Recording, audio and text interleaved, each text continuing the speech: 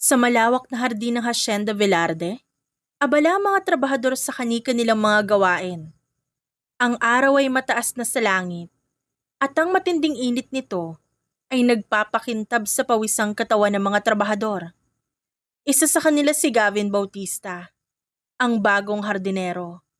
Hubad-baro siyang nagbubungkal ng lupa, hindi alintana ang sikat ng araw. Matipuno ang katawan ng lalaki. Ang bawat kilos ay parang sinadya para ipakita ang kanyang lakas. Mula sa beranda, nakaupo si Senyora Luisa Velarde, nakatingin pababa habang may hawak na baso ng alak. Kanina pa niya pinagmamasdan ng binata at sa hindi niya maipaliwanag na dahilan, hindi niya maialis ang tingin niya rito. Ang bawat galaw ni Gavin, bawat punas nito ng pawis sa kanyang noo, ay parang mabagal sa kanyang paningin. Napahinga siya ng malalim at nilagok ang natitirang alak sa kanyang baso. Mukhang malusog nga. Bulong niya sa sarili, sabay kagat sa kanyang labi. Kung gusto niyo pong kumuha ng asawa, senyora, hindi yung tititigan niyo lang. Baka matunaw yung tao. Napatalon si Luisa sa biglang pagsulpot ni Manang Belen. Ang matagal niya ng kasambahay. May dala itong tray ng merienda. At ngayon, nakatayo sa tabi niya. Nakangisi, na parang may alam na sikreto. Tumaas ang kanyang kilay at agad siyang sumagot. Excuse me? Hindi ko siya tinitingnan. Ngumiti si Manang Belen at nilapag ang tray sa mesa. Aba kung makatitig naman kasi kayo, parang gusto niyong gawing ulam. Napapikit si Luisa bago muling lumagok ng alak. Wala akong balak mag-asawa, Manang, pero huminto siya at muling sinulyapan si Gavin. Nakita niyang hinaplos nito ang pawisang batok at parang slow motion sa paningin niya ang paggalaw ng braso nito. Baka pwede siyang gamitin. Ano po sabi niyo, senyora? Tanong ni Manang Belen pero hindi na siya sumagot. Tumayo si Luisa at nagsimulang maglakad pababa ng hagdan, papunta kay Gavin. Pero sa sobrang pagka-focus niya sa binata, hindi niya napansin ang nakalatag na ho sa daraanan. Nadulas siya at nawala ng balanse. Isang mabilis na braso ang sumalo sa kanya bago siya tuluyang bumagsak. Ma'am, ayos lang po kayo?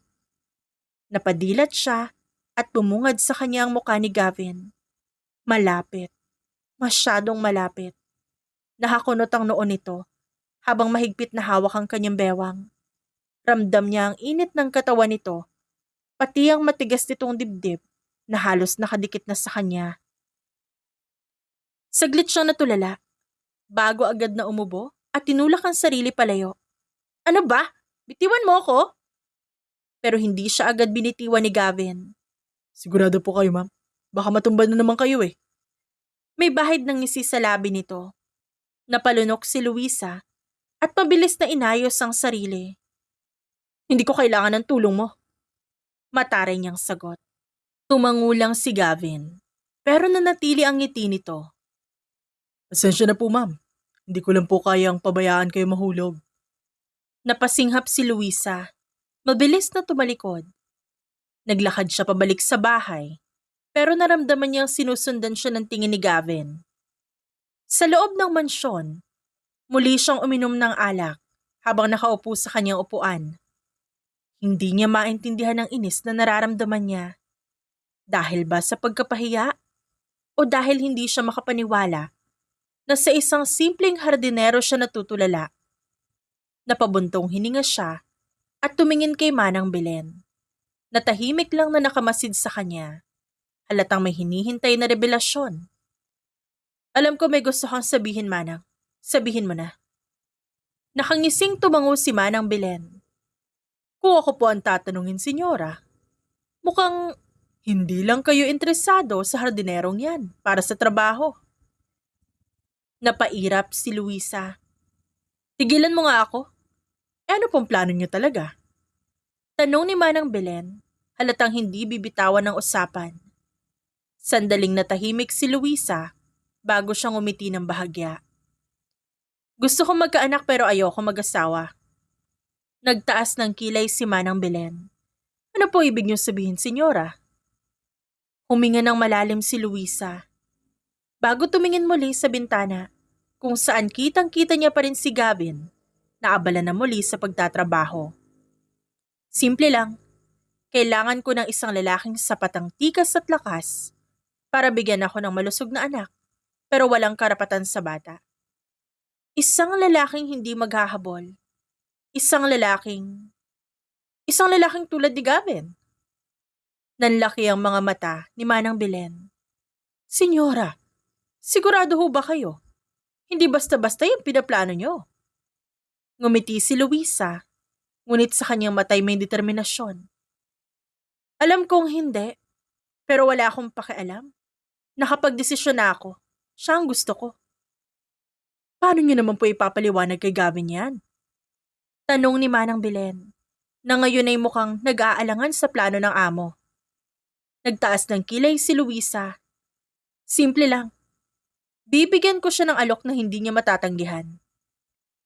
Sa labas, wala pang kamalay-malay si Gavin, na sa loob lamang ng ilang araw, ang kanyang simpleng trabaho bilang isang hardinero magiging isang delikadong laro. Isang laro kung saan siya at si Luisa parehong mahuhulog sa paraang hindi nila inaasahan. Sa likod ng Hacienda Velarde, sa ilalim ng malaking puno ng mangga, nagtipon-tipon ng ilang trabahador habang nagpapahinga mula sa maghapong trabaho. May ilan pang naghahapunan ng kanin at tuyo, samantalang ang iba'y nagkukwentuhan. Nasa gitna ng grupo si Gavin, walang suot na pang itaas, nakasandal sa isang sako ng pataba. Basang-basa siya ng pawis mula sa buong araw na pagbubungkal ng lupa. Pero halatang hindi pa rin siya napapagod, kakatawa, kasama ang mga kasamahan niya. Nakikita mo yun, pare? Tukso ni Rodel, isa sa mga kapwa niya trabahador, sabay siko kay Gavin. Kanina ka pa tinitingnan ni Senyora Luisa mula sa beranda. Parang gusto kong kainin ng buo. Nagkatawanan ng grupo. Pero si Gavin, ngumisilang habang binubuksan ang kanyang bote ng malamig na tubig. Huwag ka magbiro ng ganyan, baka sipain tayo dito. Sagot niya bago uminom. Sumingit si Tonyo, ang matandang trabahador na veterano na sa hasyenda. Bakit naman hindi? Aba, kung ako ganyan kagwapo't batak pa, baka ako na mismong magpresenta kay senyora.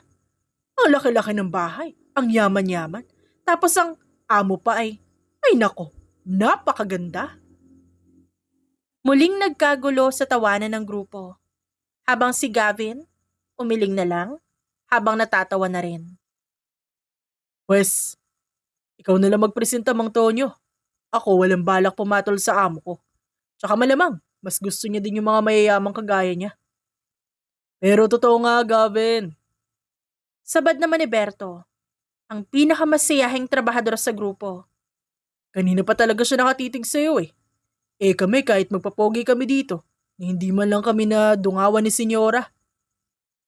Baka naman naiinis lang siya kasi natutulog kayo sa oras ng trabaho.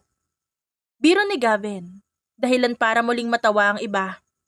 Ngunit biglang sumingit si Tomas, na siyang pinakatahimik sa kanila at minsan lang magsalita pero may laman. O kaya naman, baka interesado talaga siya sa'yo. Natahimik saglit ang grupo.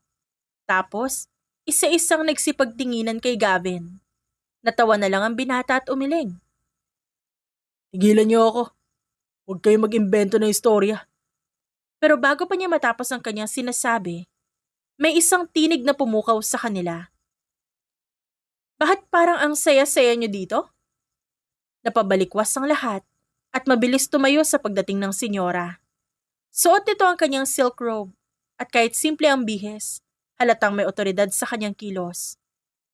Tumahimik ang buong grupo at tila nahintakutan ng iba, maliban kay Gavin, nakalmado lang na tumingin sa amo.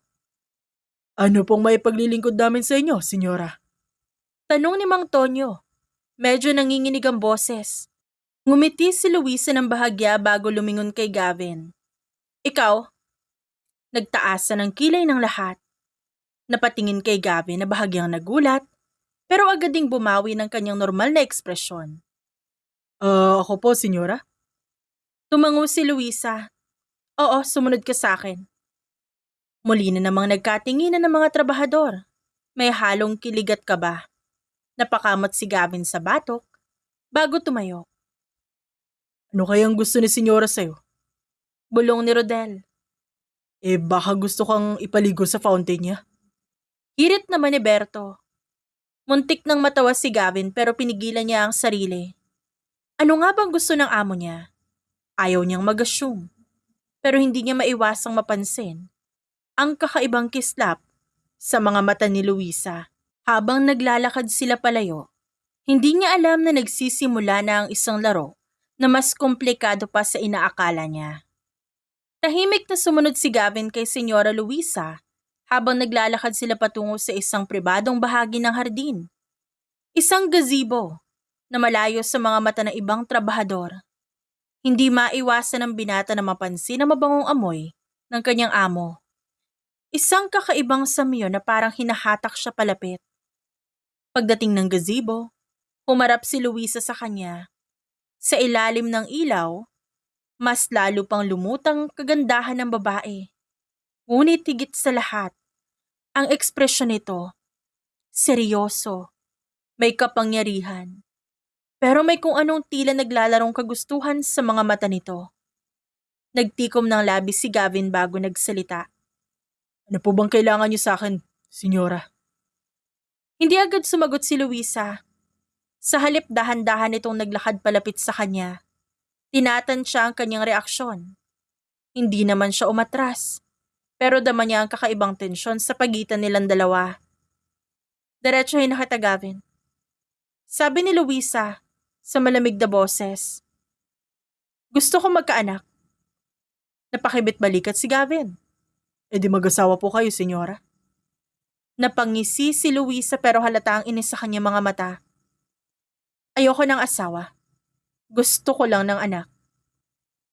Napatigil si Gavin. Iniisip niyang baka nagbibiro lang ito. Pero seryoso ang mukha ng babae. Tumikim siya at tumingin ng diretso kay Luisa. Gusto niyo ng anak pero ayaw niyo ng asawa? At ikaw ang napili kong ama. Tumatangong sagot pa nito. Natigilan si Gavin sa narinig. Ilang segundo siyang hindi nakapagsalita. Iniisip kung nalason ba siya ng hangin o lasing lang ang kanyang amo. Pero nang makita niyang diretso ito nakatingin sa kanya, napagtanto niyang totoo ang lahat. Teka, seryoso po ba kayo? Ako? Nagtiklop ng braso si Luisa. Oo, bakit? May reklamo ka? Napanganga si Gavin saglit dahil hindi niya alam ang sasabihin. Siya? Bibigyan ng anak sa Senyora Luisa? Akala niya nung una biro lang ang tukso ng mga kasamahan niya. Pero ito na nga mismo ang amo niya. Diretsahan siyang inaalok. Huminga ng malalim si Gavin bago tumingin kay Luisa. Senyora, pasensya na pero bakit ako? Ang dami na may ibang lalaking mayaman. May lahi na asyendero. Ayoko ng mayamang lalaking mahilig maghabol ng mana. Ang gusto ko isang lalaking malakas, malusog, may lahing masipag. At ikaw ang pinaka-qualified. Nagtaas ng kilay si Gavin. So para akong pinipili yung breeder? Pwede mong tawagin ganon? Napatulala si Gavin sa sagot ng amo. Hindi niya alam kung matatawa siya o may insulto. Senyora, seryoso ba talaga kayo dito? Tumango si Luisa. Yes. Napakamot si Gavin sa batok. At paano kung tumanggi ako? Bahagyang lumapit si Luisa. Halos ilang pulgada na lang ang pagitan nila. Ramdam ni Gavin ang init ng hininga ng babae sa kanyang balat. At ang matalim nitong titig na parang hinuhubaran siya ng tingin. May 1,000,000 piso sa bawat buwan na makakasama kita. Sagot ni Luisa na bahagyang nakangisi. Walang obligasyon pagkatapos. Bibigyan kita ng pera, bahay, kahit anong gusto mo kapalit ng anak. Saglit na natahimik si Gavin. 1,000,000 kada buwan? Napakalaking halaga nun. Sa buong buhay niya, hindi niya inisip na hikita siya ng ganun kalaki. Pero may isang problema. Kahit anong gusto ko? Pag-uulit niya sa tanong, unti-unting lumalalim ang ngiti. Tumango naman si Luisa. Basta ibigay mo ang gusto ko. Paano kung may iba akong gusto bukod sa pera? Ano naman yon? Hindi na sumagot si Gavin. Sa halip, dahan-dahan niyang tinapik ang baba ng senyora gamit ang dulo ng kanyang daliri bago siya tumalikod at naglakad papalayo. Gabi na, senyora. Pag-isipan niyo muna kung kaya niyo ba talaga ang papasukin yung laro. At bago pa siya tuluyang mawala sa paningin ni Luisa, muli siyang lumingon at ngumiti. Dahil sigurado ako, hindi lang basta anak ang mahuhulog dito. Nagpanting ang tenga ni Luisa sa sagot ng binata, pero imbes na magalit, nakaramdam siya ng excitement. Mukhang magiging mas interesante ito kaysa sa inaakala niya. Pagkatapos ng pag-uusap nila sa gazebo, hindi mapakali si Luisa. Sa unang pagkakataon sa buhay niya, isang trabahador lang ang hindi agad-agad yumuko sa kanya at sa kanyang kagustuhan. Sanay siyang nasusunod. Pero si Gavin, ang isang binatang inakala niyang basta't kukunin na lang ang lahat para sa isang transaksyon, tila isang palaisipan na hindi niya agad masagot. Sa loob ng kanyang silid, hawak niya ang isang baso ng alak habang nakatanaw sa bintana. Mula roon tanaw niya ang mga trabahador na nagbabalik na sa kanilang mga barracks. At kabilang doon si Gavin. Napansin niyang may isang babae sa tabi nito, si Marites. Isa sa mga tagapagsaing sa kusina. Naghahalakhakan ng dalawa at mukhang may kung anong biruan sa pagitan ng mga ito. Napakuyom ang kamao ni Luisa. Ba't parang naiinis ako? Hindi niya gusto ang ideyang may ibang babaeng lumalapit kay Gavin.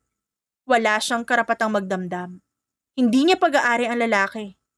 Pero alam niyang hindi siya titigil hanggat di niya ito napapasunod. Kung laro ang gusto mo, Gavin, ibibigay ko sa'yo. Kinabukasan, maagang dumating si Gavin sa garden. Hindi pa man sumisikat ng husto ang araw. Abala na siya sa pagtatanggal ng mga damo sa paligid ng bagong tanim na halaman. Wala siyang idea kung anong plano ni Luisa. Pero hindi niya rin maitatanggi na may excitement siyang nararamdaman. Hanggang sa isang anino ang lumapit sa kanya. Ang sipag mo naman. Agad siyang napatingala. Nasa harapan niya si Luisa. Suot ang isang eleganteng puting dress na bumagay sa kanyang kulay ng balat. Pero higit sa lahat, may kakaibang ngiti itong dala na para bang may binabalak. Trabaho ko po ito, senyora. Sagot ni Gavin at bumalik na sa ginagawa. Ngumiti si Luisa sa kadahan-dahang lumapit. Alam mo, nag-isip ako kagabi tungkol sa alok ko sa'yo. At? Ipinapasok na kita sa loob ng mansyon. Ha? Kunot noong tanong ng lalaki. Simula ngayon hindi ka na basta hardinero. Gagawin kitang personal assistant ko. Dapat lagi kang nasa tabi ko. Ano man ang gusto ko ipagawa sa'yo. Nanatiling tahimik si Gavin. Tinatansya kung anong laro ang ginagawa ng kanyang amo. At saka ngumiti si Luisa. Isang matamis ngunit mapanuksong ngiti. At syempre, may bonus kang 1 million para sa pagsisimula mo. Nagkibit balikat si Gavin. Kala ko ba gusto niyo lang ako para sa anak?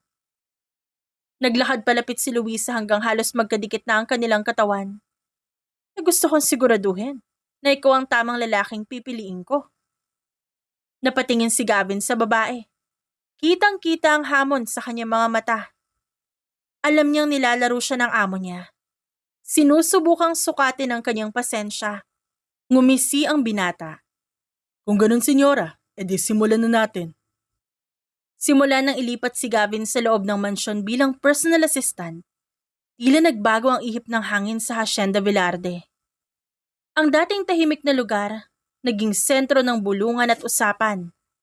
Ang mga trabahador, hindi makapaniwala. Ang mga kasambahay nagtataka.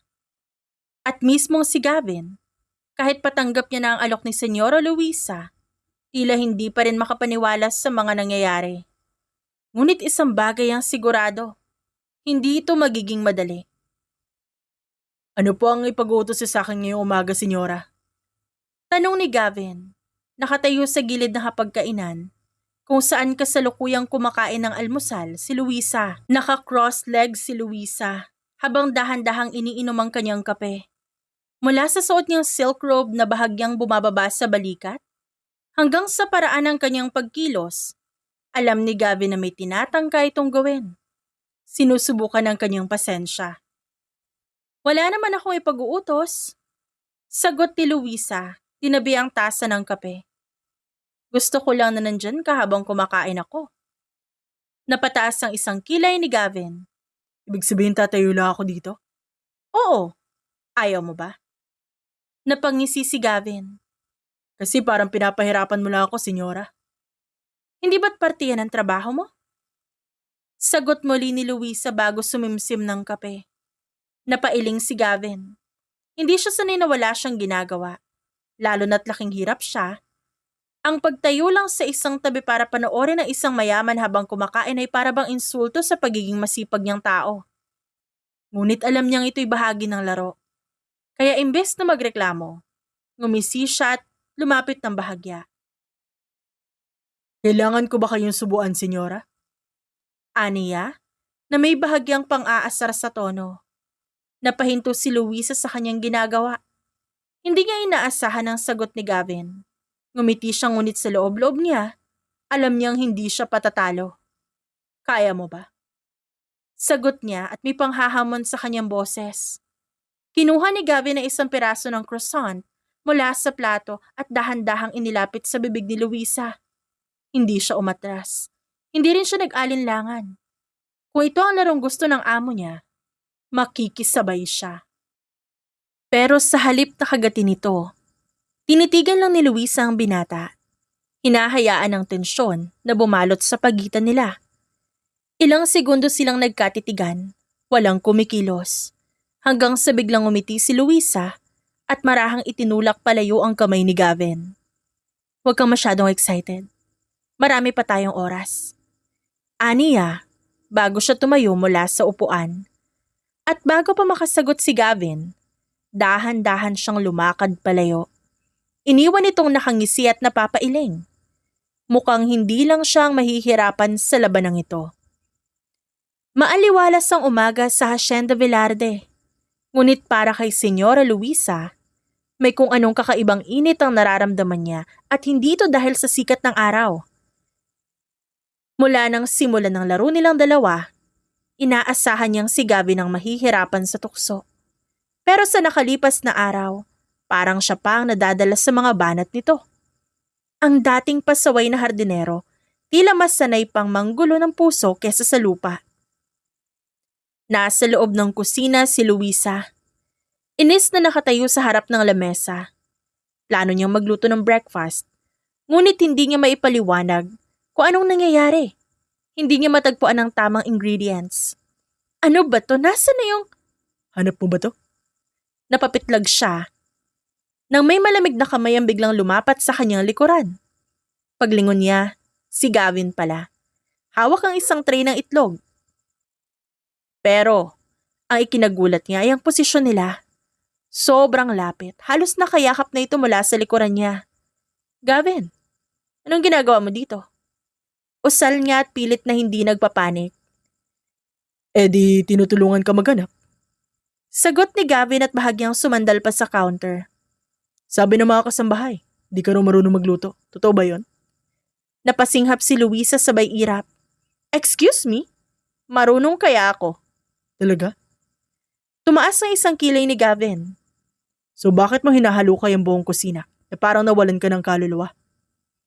Hindi agad nakasagot si Luisa. Hindi naman siya totally hindi marunong magluto. Pero hindi rin siya ganun kagaling. Napansin yata ni Gavin ang kanyang pag-aalinlangan kaya ngumisi ito at biglang binaba ang tray ng itlog.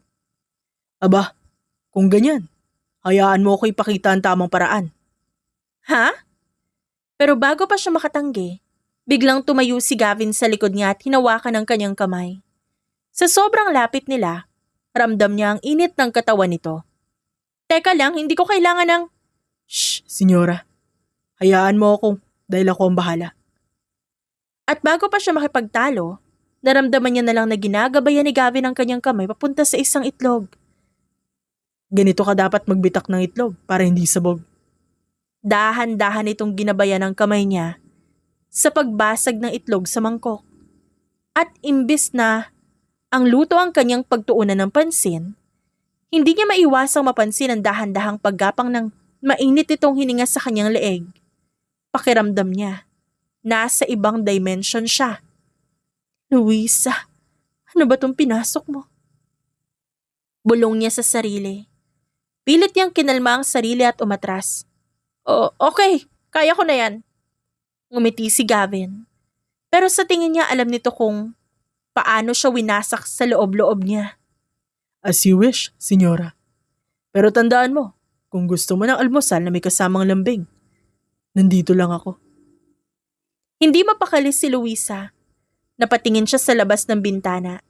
Pilit pinakakalma ang sarili. Mukhang may mas matinding laban pa siyang kailangang paghandaan. Makalipas ang ilang linggo, hindi na normal ang buhay ni Senyora Luisa. Dati ang iniisip niya lang kung paano palalaguin ang Hacienda Velarde. Ngayon iba na. Ang isang trabahador lang naman ang bumabagabag sa kanya. Si Gavin. Akala niya, madali lang ang planong ito. Akitin ng lalaki, maisakatuparan ng deal at tapusin ang lahat. Pero sa hindi may paliwanag na dahilan, parang siya pa ang nahulog sa sariling patibong. At ngayong gabi, hindi niya nahahayaang siya lang ang nalilito. Isang gabi, malakas ang ulan sa labas. Bumubuhos ang tubig sa malalawak na bintana ng hasyenda. Nasa loob ng library si Gavin. Nakarelax lang sa isang upuan habang nagbabasa ng libro.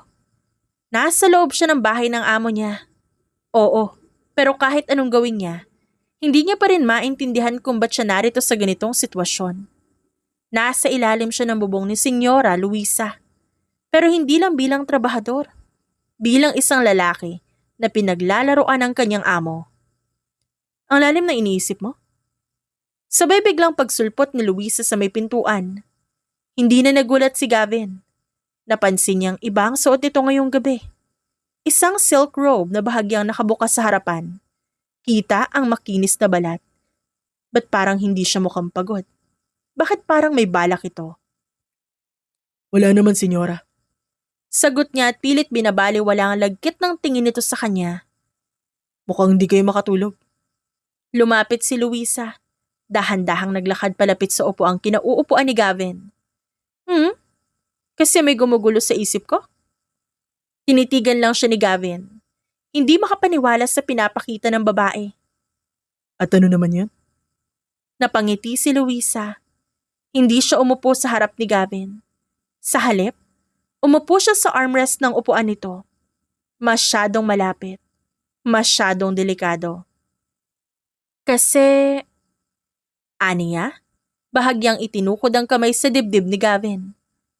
Hanggang ngayon, di mo pa rin ako sinasagot. Napakunot ang noo ng binata. Tungkol saan? Sa alok ko. Puntisin mo ko.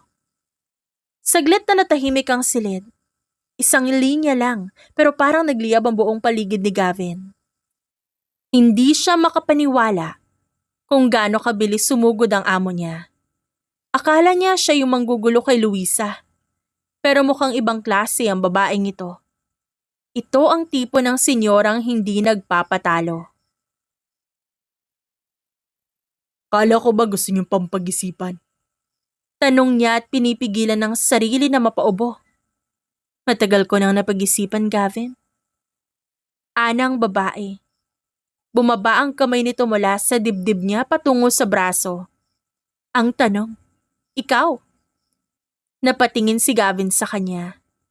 Hindi siya mahina sa tukso pero si Luisa, isang tukso na hindi madaling labanan. Kahit anong gawin niya, amoy niya ang natural na bango nito. Ramdam niya ang init ng katawan nito, malapit sa kanya. At higit sa lahat, alam niyang nilalaro siya nito. Pero kung laro ang gusto nito, laro ang ibibigay niya. Biglang humawak si Gavin sa bewang ni Luisa. Isang matibay ngunit banayad na kapit. Napapitlag ang babae. Hindi inaasahan ang biglang paggalaw nito. Tinitiyak mo ba talaga yan, senyora? Bulong ni Gavin sa mababang boses. Baka kasi hindi mo kayanin ang laro. Napangiti si Luisa pero ramdam niya ang panlalamig ng kanyang balat. Para siyang kinuryente. Nagbibiro ka ba? Matagal na akong handa. Ngumisi si Gavin Ganun ba? at sa isang iglap, hinila siya nito pababa. Isang iglap lang, napaupo siya sa kandungan ng lalaki. Ang mga kamay niya ay napadantay sa matipuno nitong balikat at doon niya napagtanto mali ang iniisip niya. Siya ang naghamon pero mukhang siya ang natalo. Gavin, shh. Bulong ng lalaki. Dahan-dahan niyang inaayos ang hibla ng buhok na nahulog sa mukha niya. Hindi ka dapat nagpapababa ng sarili, senyora. Tinitigan ni Luisa ang mukha ni Gavin. Malapitan. Lalo lang niyang napansin ang matalim nitong mga mata. Ang matangos na ilong at ang bahagyang ngiti sa labi. At doon siya bumigay. Naramdaman ni Gavin ang bahagyang panghihina ng katawan ni Luisa. At hindi niya pinatagal pa ang paghihintay. Hinapit niya ito sa kahinalikan.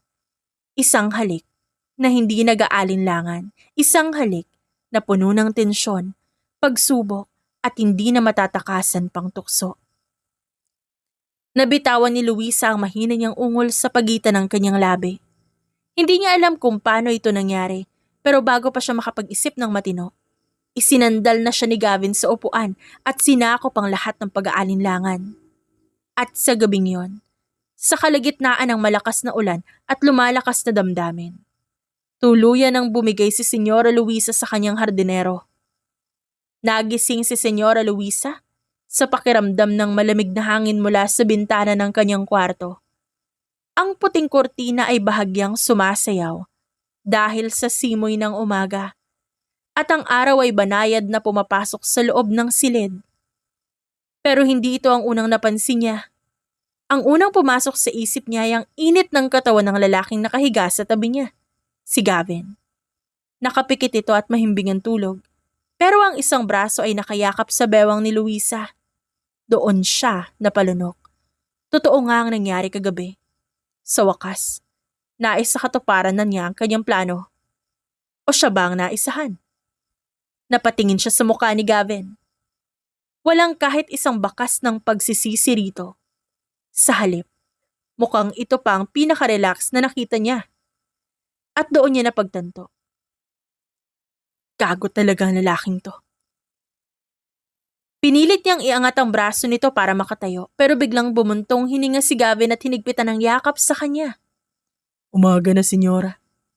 Bitiwan mo ako. Napapairap na sabi ni Luisa. Ngumiti si Gavin at sa wakas, iminulat niya ang mga mata. Mapungay ang tingin niya rito. Hindi dahil bagong gising siya, kundi dahil may alam siyang hindi alam ng amo niya.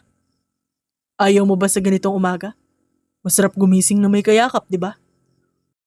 Napasinghap si Luisa. Pilit na tinatago ang pamumula ng kanyang pisngi. Hindi kita niyaya para magyakapan. May deal tayo. So gusto mong umalis ako pagkatapos na nangyari kagabi? Tanong ni Gavin habang hinahaplos ang likod niya pababa sa kanyang balakang. Lamig kasi ng kwarto mo. Mukhang masarap manatili dito. Nakagat ni Luisa ang labi niya. Peste. Kahit anong gawin niya, hindi niya kayang pigilan ang reaksyon ng katawan tuwing hinahawakan siya nito. Hindi ako mahilig sa klingi. Tsaka kailangan ko nang bumangon. Biglang nagangat ng kilay si Gavin. Seryoso ka? Tumango siya. Bago pa siya tuluyang makatayo, biglang lumapit si Gavin at may ibinulong sa tenga niya. Pero senyora, paano kung mabuntis ka na? Nanigas si Luisa. Oo nga.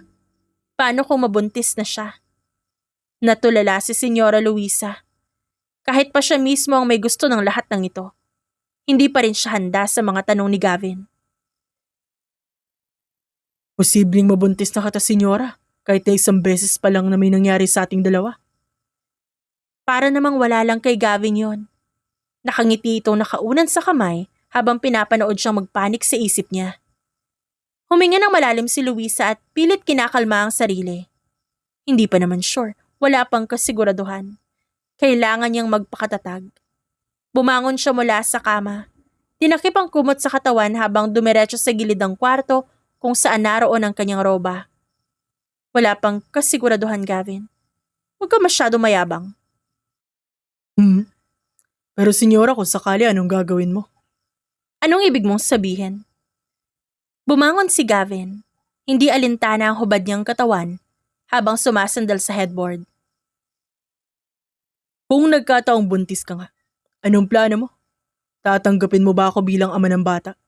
O basta mo na lang ako tatanggalin sa buhay mo pagkatapos mo makuha ang gusto mo? Napalunok si Luisa. Hindi niya ito naisip ng mabuti. Alam niyang gusto niya magkaanak. Yun lang ang sigurado siya sa ngayon. Pero si Gavin, hindi niya iniisip kung anong magiging papel nito sa buhay niya kung sakaling ang magtagumpay ang plano niya. Kaya pilit niyang iniiwasan ng tanong. Tatawagin ko si Tita Esther para ihanda ang almusal. Aniya habang naglalakad palabas. Ngunit bago pa siya makalayo, umayos si Gavin at hinila siya sa bewang. Dahilan para mapasandal siya sa dibdib nito. Anong ginagawa mo? Asik niya. Gusto ko lang malaman ang sagot sa tanong ko. Bulong ni Gavin sa kanyang leeg. Hindi ko alam kung nasusubukan mo na to dati. Pero mahirap iwasan ang responsibilidad, senyora. Napakapit si Luisa sa kamay niya, hindi makalaban. Kung sakaling ang buntis ka, anong gagawin mo sa akin, ha? Napasinghap si Luisa nang dumampi ang labi nito sa kanyang balikat. Isang banayad ngunit mapanuksong halik. Pumikit siya. Pilit hinahabol ang kontrol sa sitwasyon. Gavin! Yes, senyora. Kumala siya sa yakap at nilingon nito ng matalim. Kung sakaling ang buntis ako, malalaman mo rin sa tamang panahon. At sa huling pagkakataon, lumabas siya ng kwarto. Iniwan na nakangising si Gavin sa kama. Ngunit habang naglalakad siya sa hallway ng mansyon, hindi niya maiwasang hawakan ang sariling tiyan. Makalipas ang ilang linggo, napansin ng lahat sa Hacienda Velarde ang malaking pagbabago kay Gavin. Hindi lang siya simpleng trabahador na gumagawa sa taniman, kundi mas naging malapit siya kay Senyora Luisa. At higit sa lahat, masyado siyang maalaga dito. Sa loob ng mansyon, nakatayo si Luisa sa harap ng isang malaking salamin sa silid. Pinagmamasdan niya ang sarili. Wala namang nagbago sa katawan niya. Pero sa loob-loob niya, pakiramdam niya may kakaiba na. Sa mga nakalipas na araw, hindi na siya gaanong nakaka-focus sa trabaho. At ang dahilan, si Gavin. Simula nang mangyari ang gabing yun sa kanila, hindi na siya tinantanan ng lalaki. Senyorita, kumain ka na ba? Senyorita, huwag kang magpupuyat. Senyorita, huwag kang magpapagod. Senyorita, uminom ka na ng gatas. Literal na parang inaalagaan siya ng isang asawa. At kahit anong gawin niya, hindi niya maitanggi sa sarili na natutuwa siya dito. Biglang bumukas ang pinto ng silid at sumilip si Gavin na may dalang tray ng pagkain. Senyora, tagal mong bumaba. Pinaghihintay mo ako. Bakit ka na naman nandito? Eto na naman tayo sa bakit. Ano pa nga ba? Para siguraduhin kong kakain ka. Ikaw ba ang amo ko rito? Ha? Ako ang amo dito. Oo naman, ikaw. Pero hindi ibig sabihin nun pababayaan kitang magutom. Bakit ang lapit mo? Mula nang mangyari ang gabing yun, tila mas lumalapit ito sa kanya ng walang pag-aalinlangan. Na para bang may karapatan na ito. At ang masama, parang hindi niya gustong lumayo ito. Upo ka na at kumain, senyora. Huwag kang susubok ng pagtakas, ha.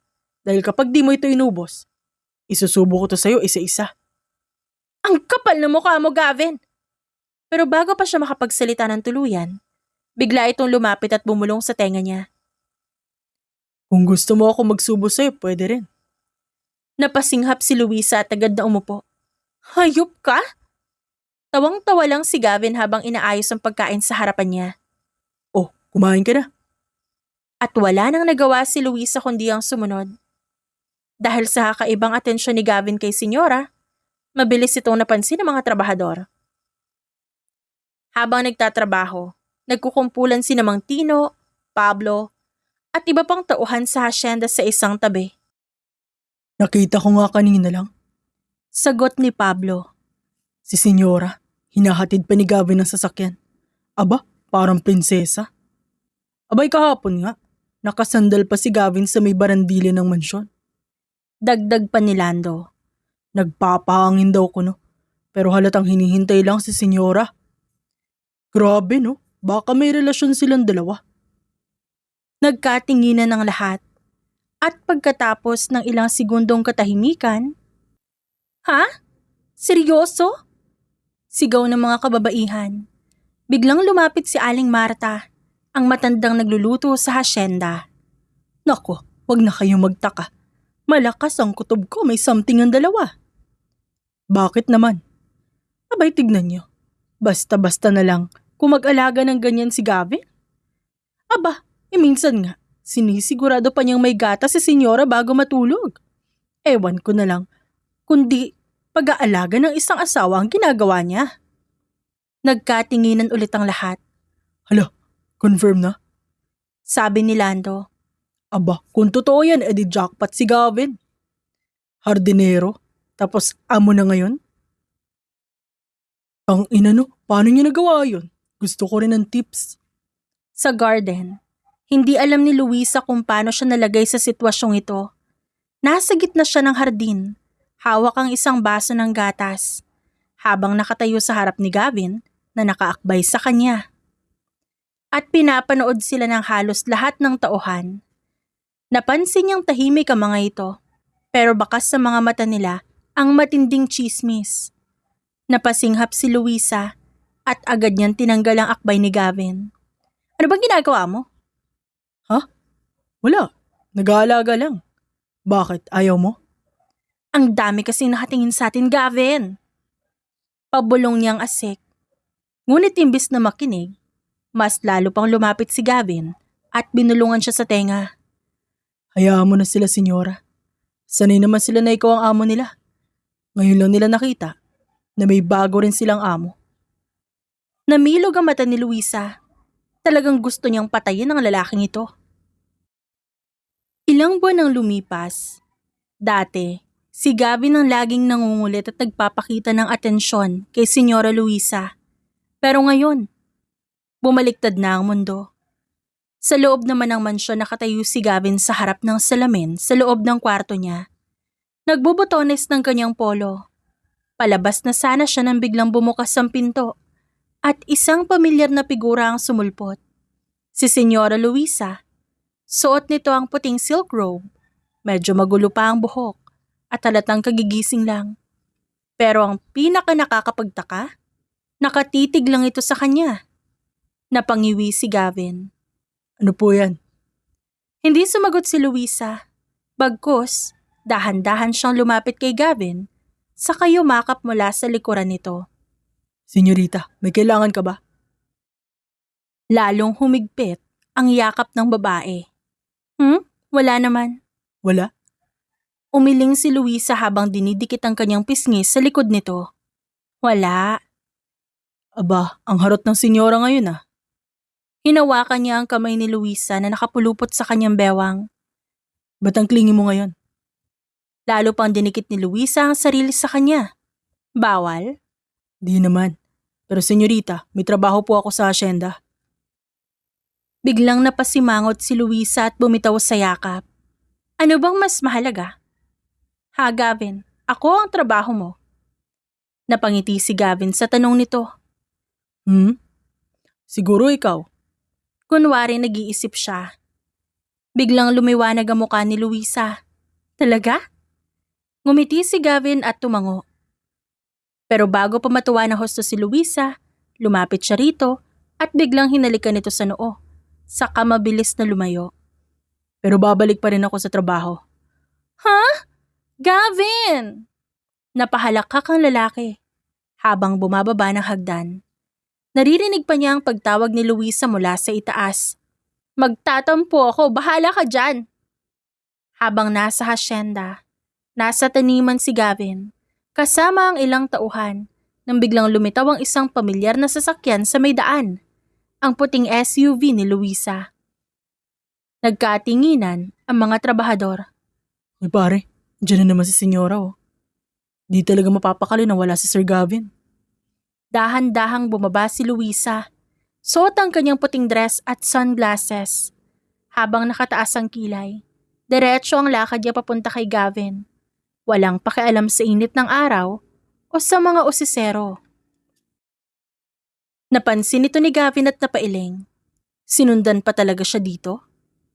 Senyorita, anong ginagawa mo dito? Tinanggal ni Luisa ang sunglasses at tumitig sa kanya.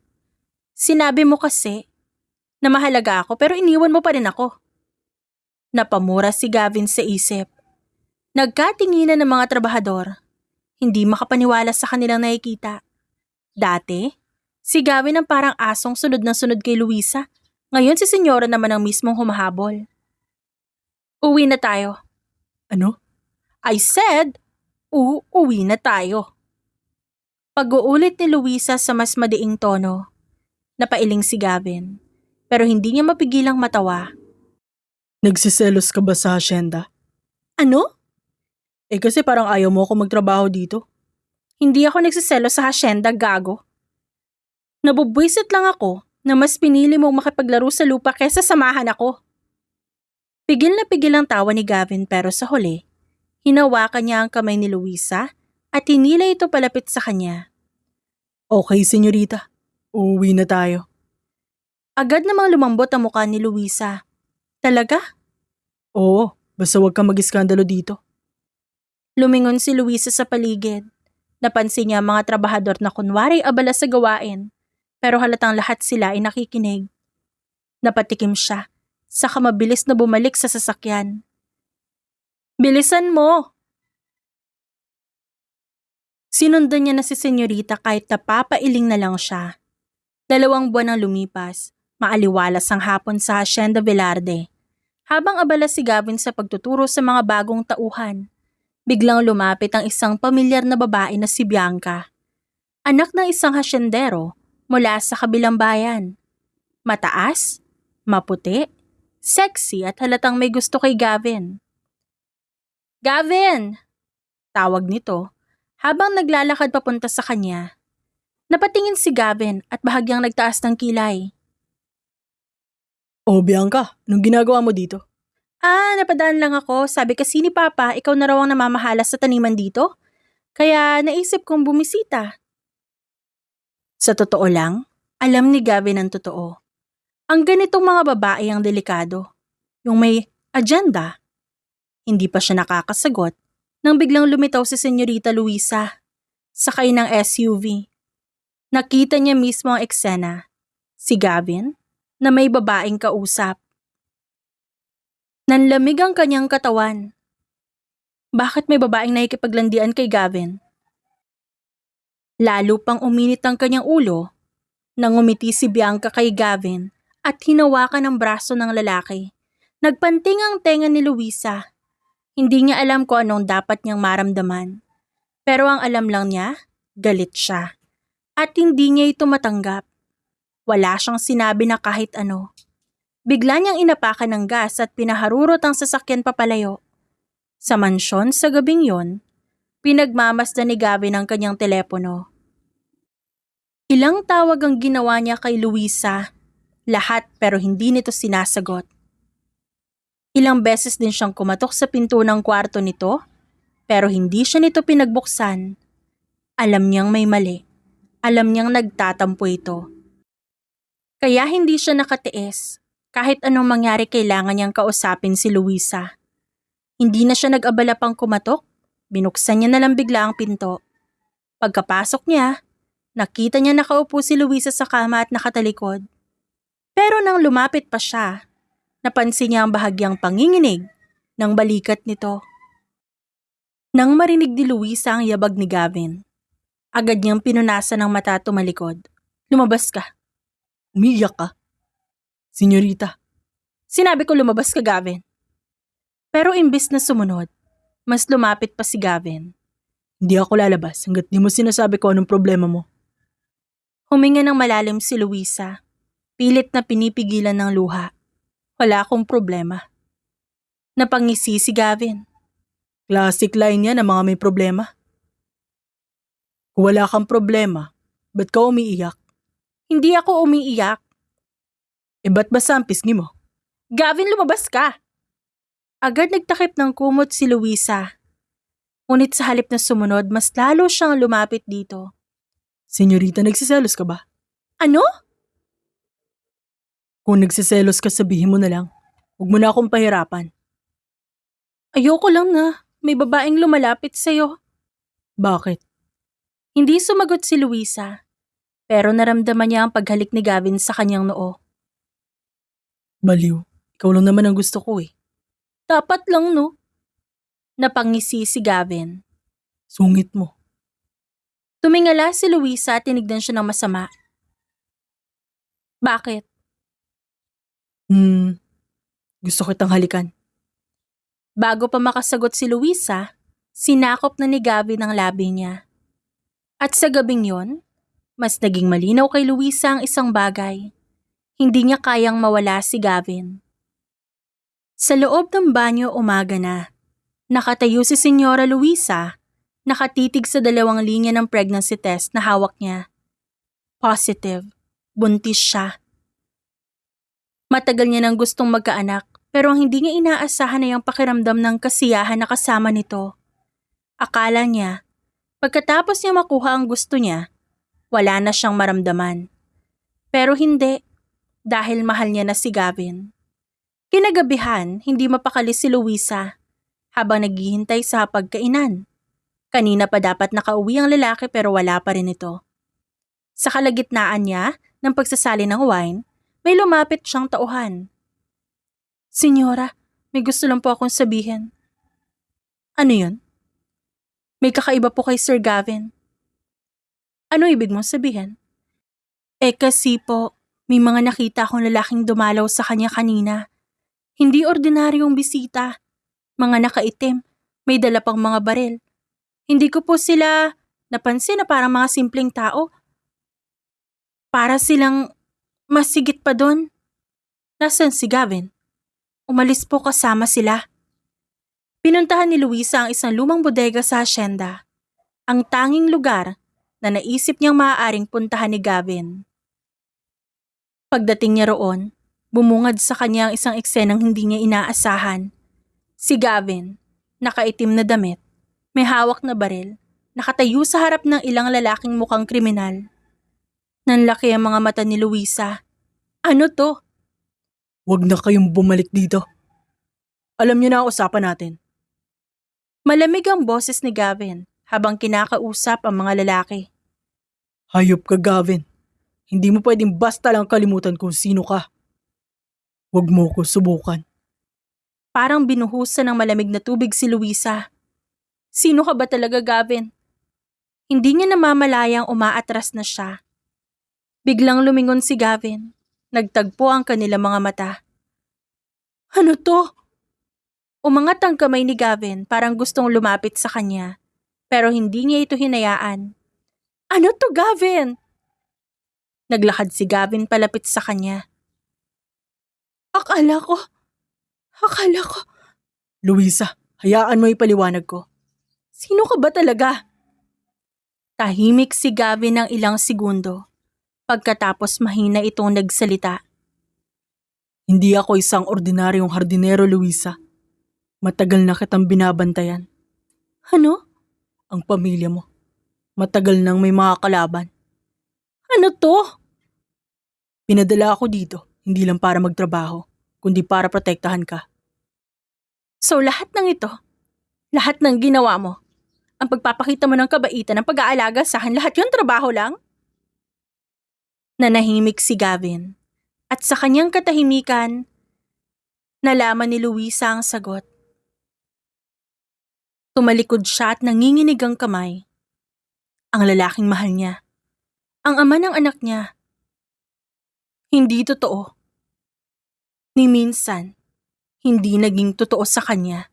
Sinungaling si Gavin. Isang araw hindi na pinansin ni Luisa ang lalaki. Nasa terrace siya. Nakaupo habang iniinom ang kanyang kape. Sa gilid ng kanyang mga mata, nakita niyang papalapit si Gavin. Tulad ng palaging ginagawa nito. Ngunit sa halip na tignan nito, tinuloy lang niya ang paghigop ng kape. Malamig, tahimik at walang emosyon. Magandang umaga. Bati ni Gavin, pero hindi siya sumagot. Luisa, Tumayo si Luisa bago pa ito magsalita. Dire-diretso siyang pumasok ng mansyon. Nagbuntong hininga lang si Gavin.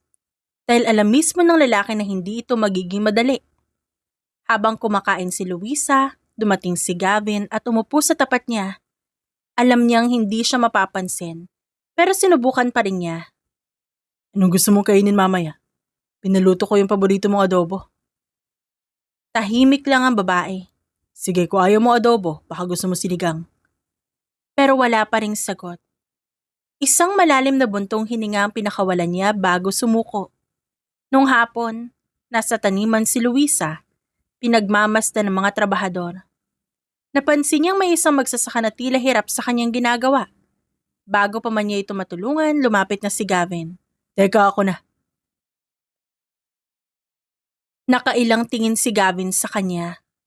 Parang naghihintay ng kahit anong reaksyon. At doon niya napagtanto, hindi lang ito basta-basta nagtatampo. Nasaktan niya talaga si Luisa. Matagal din ang lumipas na mga araw. Napahinga ng malalim si Gavin. Kung gusto mo ako murahin, sige. Kung gusto mo ako suntukin, ako, tatanggapin ko yan. Pero wag mo ako itaboy ng ganito, Luisa. Hindi mo ako kailangang kausapin, pero wag mo akong tratuhin na parang hangin lang. Walang sagot. Pero maya-maya nagsalita ito. Matulog ka na, Gavin. Sa underground basement, madilim at lihim na inuman sa ilalim ng hasyenda, nakaupo si Gavin sa isang sulok. Hawak ang isang basong puno ng alak. Hindi siya mapakali. Wala siyang ginawa buong araw kundi sundan ng tingin si Luisa kahit di siya nito pinapansin. Ano, Gavin? Sinong sumapi sa'yo? Parang pinagbagsakan ka ng mundo. Tanong ni Paulo, isa sa mga dati niyang kasamahan sa organisasyon. Nag-away ba kayo ng senyorita mo? Tanong ni Marco. Nagkatawanan ng mga tao doon. Di mo ba talaga naisip na ganito ang mangyayari, Gavin? Papasukin mo yung mundo niya, magpapanggap ka bilang hardinero, tapos na-fall ka. Hindi ko lang siya basta gusto. Ano? Mahal ko siya. Mahal ko siya noon pa, simula pa lang. Sa una, trabaho lang to, di ba? Sinabi magpanggap ka. Bantayan siya, protektahan siya. Pero ano nangyari? Di ko alam kung paano nangyari. Pero isang araw, nagising na lang akong siya na ang mundo ko. Nagkatawanan ng mga tao. Hindi na siya lumaban, hindi siya napikon. Mahal na mahal niya talaga si Luisa at walang magbabago doon. Sa gitna ng hardin, sa isang mesa na puno ng bulaklak, kandila at paborito niyang pagkain, naroon ang babae. Ano to? Good morning, senyorita. Gavin, Dahil ayaw mo akong kausapin, naisipan ko daanin ka sa pagkain. Alam ko mahina ka sa ganito. Umupo ka na, special to. kumunot ang noo niya, pero lumapit din siya at naupo sa harapan ng nakahandang lamesa. Pinalapit ni Gavin ang isang tray at pinatong sa harapan niya. Special breakfast ni Senyorita Luisa. Naroon ang mga pagkaing paborito niya. Sinangag, beef tapa, scrambled eggs, at isang baso ng fresh orange juice. Di naman ako bibili ng ganito kundi masarap eh. Saad ni Gavin. Kain na, baka lumabig pa. Tahimik lang na kumain ng babae. Pero hindi niya maiwasang sulyapan si Gavin na para pang isang aso na naghihintay ng papuri. Luisa, Hindi siya sumagot pero tumingin siya dito. pasensya na. Alam ko nasaktan kita. Wala namang dapat ipaliwanag. Ginawa mo lang ang trabaho mo. Mahal kita, Luisa. At hindi ganun yun. Oo, trabaho ko dapat to. Pero hindi trabaho ang dahilan kung ba't kita inaalagaan. Kung ba't kita minahal. Tumingin siya kay Gavin at seryoso ang lalaki. Puno ng emosyon ng mga mata. Mahal na mahal kita. Patawarin mo na ako. Hindi ko gustong saktan ka. Depende. Sa ano? Sa kung may dessert pa ako makakain pagkatapos nito. Biglang napangiti si Gavin. Madali lang yan. Lumapit siya kay Luisa, dumukwang palapit sa mukha nito at bumulong. Ako ang dessert mo, senyorita. Doon napalunok si Luisa. 2 araw ang lumipas, nakahilig siya sa upuan. Nakataas ang isang kilay habang tinitignan si Gavin. Anong iningiti-ngiti mo dyan? Masaya lang ako. Kala ko kasi hindi mo na ako mapapatawad. Umirap si Luisa at nag-iwas ng tingin. Hindi ko naman sinabing tapos na to. So hindi pa pala tayo okay? Tignan natin kung worthy ka. Napangisi si Gavin at dahan-dahang lumapit sa kanya. Anong ginagawa mo? Sabi mo, tignan natin kung worthy ako. Naisip kong subukan ulit yung pangako kong dessert. Gavin! Pero bago pa siya makapagsalita, dumukwang si Gavin at hinalikan siya sa pisngi. 4 na buwan makalipas, hindi na nagtatago si Gavin. Hindi na rin siya hardinero. Sa gitna ng pulang carpet, naglakad si Gavin palapit sa kanya. Naka-black tuxedo, mas gwapo pa sa dati. May hawak itong maliit na kahon. Kinakabahan naman si Luisa sa kung anong mangyayari.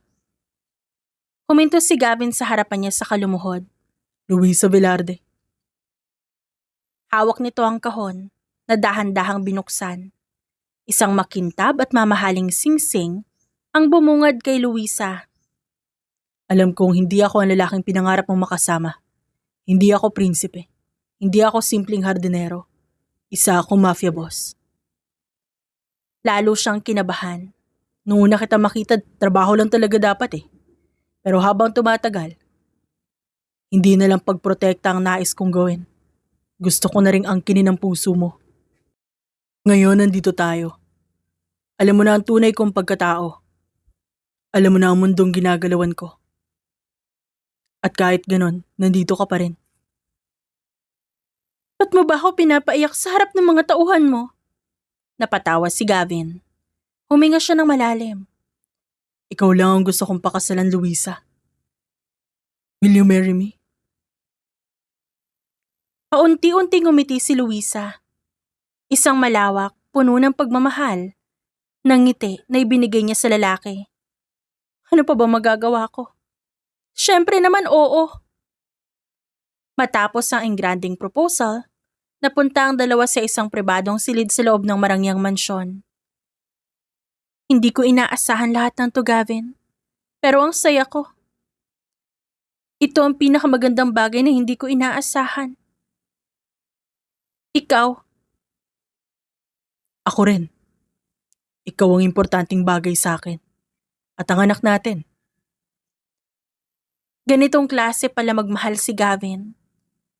Masayang masaya si Luisa na naranasan niya yon. Pinapangako ko. Hinding-hindi na ako maghahanap ng iba.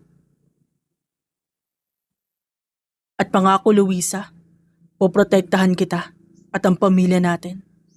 Kahit sino pa ang sumubok na sirain tayo, hinding-hindi kita bibitawan.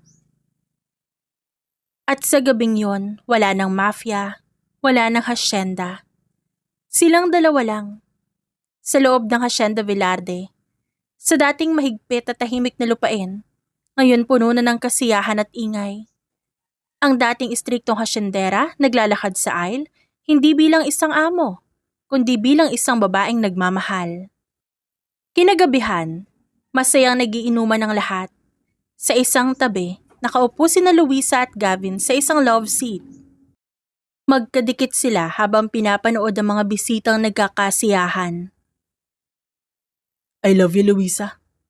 I love you too, Gavin.